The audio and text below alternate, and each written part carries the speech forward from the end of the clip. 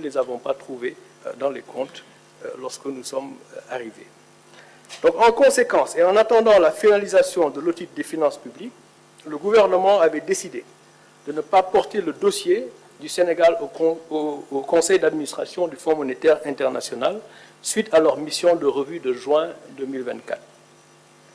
L'examen du dossier du Sénégal sur la base de chiffres erronés aurait conduit à un cas de ce qu'on appelle le misreporting, c'est-à-dire la transmission de fausses informations pour bénéficier des tirages prévus sur les ressources du Fonds monétaire international.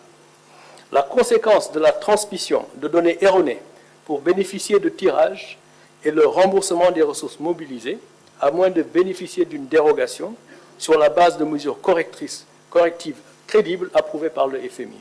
Le gouvernement a donc choisi la voie de la transparence. Là aussi, juste pour clarifier, quand on parle de transmission de données erronées au Fonds monétaire international, donc vous allez au conseil d'administration avec un rapport et les données avec lesquelles vous allez au conseil d'administration sont des données qui sont transmises par les autorités du pays. Alors, si ces données donc, transmises ne sont pas correctes ou frauduleusement donc données ou fournies au service du Fonds monétaire et qu'il y a un décaissement, ce décaissement, en principe, il doit être remboursé. À moins qu'il y ait une dérogation du même conseil d'administration du Fonds monétaire international s'il y a des mesures correctives donc, qui permettent au pays de revenir sur la trajectoire qui était précédemment donc, convenue. Le Fonds monétaire donc, international a été informé des résultats de l'audit des finances publiques et le gouvernement du Sénégal sera en discussion avec leurs services pour les mesures correctives que nous comptons mettre en œuvre. Ces mesures seront mises en œuvre soit dans le cadre du programme en cours avec le FMI pour mettre les finances publiques sur la trajectoire initialement convenue ou dans le cadre d'un nouveau programme à négocier à très court terme et à mettre en cohérence avec le nouveau référentiel des politiques publiques. Alors, en tout état de cause, ce qu'il faut retenir est que ce qui sera convenu avec le Fonds monétaire international sera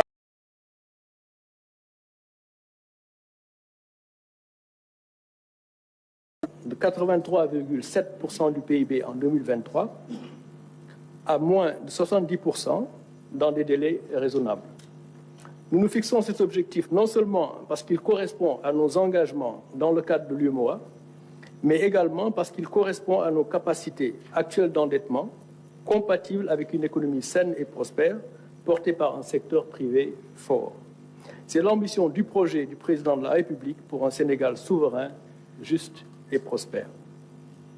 En effet, la croissance moyenne sur la période 2014-2023 a été d'environ 5% malgré les déficits budgétaires effectifs d'une moyenne de 10% du PIB, donc 2 fois qu'annoncé.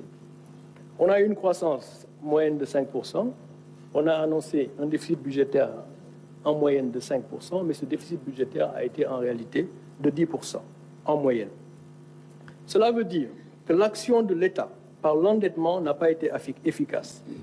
On peut être tenté d'attribuer cette contre-performance à la conjoncture internationale. Mais la faiblesse constatée de la croissance n'est en réalité qu'un retour à nos performances historiques d'une croissance de 4% hors pétrole et agriculture. On sait que l'agriculture est volatile de façon générale.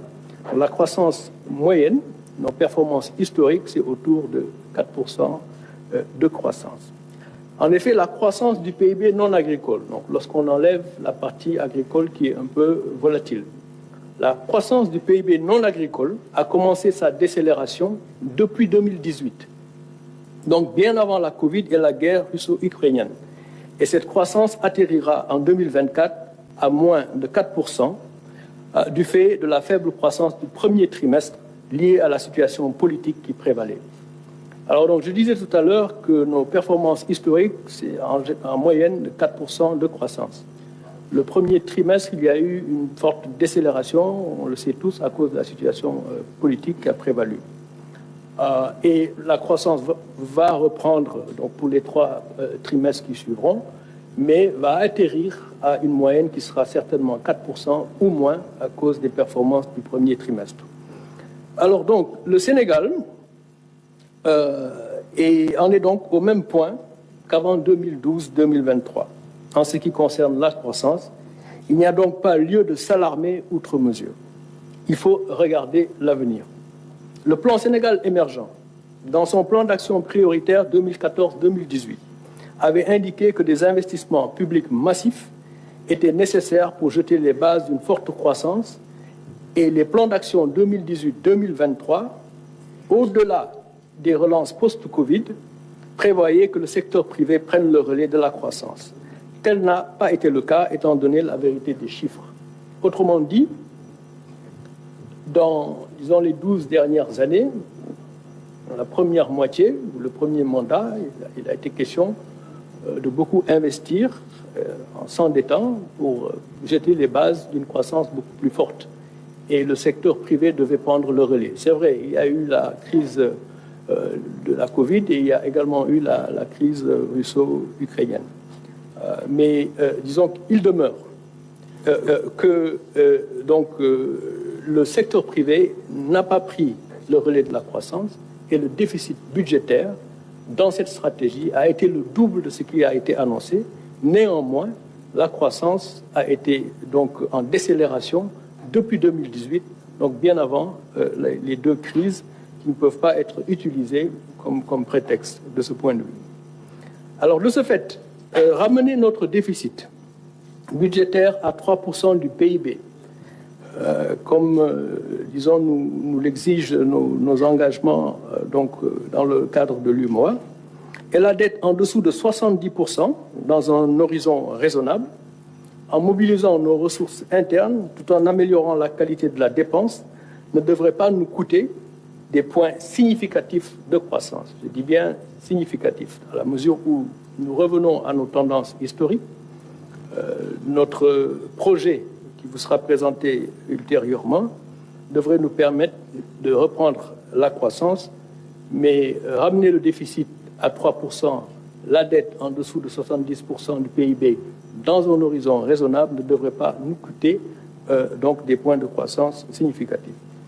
Il nous faudra alors faire une revue systématique des projets et des programmes sur financement extérieur pour déterminer ceux qui doivent se poursuivre et ceux qui seront arrêtés. Ce travail est déjà en cours afin d'améliorer l'efficacité des investissements publics. Les dépenses de fonctionnement seront également rationalisées, notamment par la réduction des subventions à l'énergie, nous y reviendrons, une stricte application des procédures de marché public, la maîtrise de la masse salariale et des stratégies d'optimisation de la commande publique et d'utilisation des biens et services par les administrations. Alors, dans le souci d'améliorer la qualité de la dépense, il s'agira pour le gouvernement de protéger également les couches vulnérables par un meilleur ciblage des bourses familiales tout en éliminant les subventions non ciblées, notamment à l'énergie, pour ceux qui ne devraient pas en bénéficier. Des mesures structurelles seront également prises dans le sens de la réduction du coût de production et de vente de l'énergie pour le mix énergétique. Ce sont nos projets à court et moyen terme. Pour rappel, rien que pour les années 2022-2023, les subventions à l'énergie ont coûté au budget de l'État plus de 1200 milliards de francs CFA, des subventions à l'énergie non ciblées. Alors, la mobilisation des ressources internes se fera en réduisant les exonérations fiscales, en élargissant l'assiette fiscale, tout en réduisant les taux d'imposition, pouvoir promouvoir le civisme fiscal et en menant des réformes qui inciteront les entreprises à la formalisation. On sait déjà que 97% de nos entreprises sont informelles, donc les inciter à se formaliser permettra également de favoriser le civisme fiscal. Cela va jeter les bases de finances publiques saines, gage d'une souveraineté budgétaire retrouvée, pour mieux accompagner le secteur privé. Alors, comme Monsieur le Premier ministre le disait tout de suite, ce point de presse n'est pas le lieu de discuter des détails du référentiel des politiques publiques, dont le premier draft en cours de finalisation circule déjà, mais il vous sera présenté le 7 octobre prochain.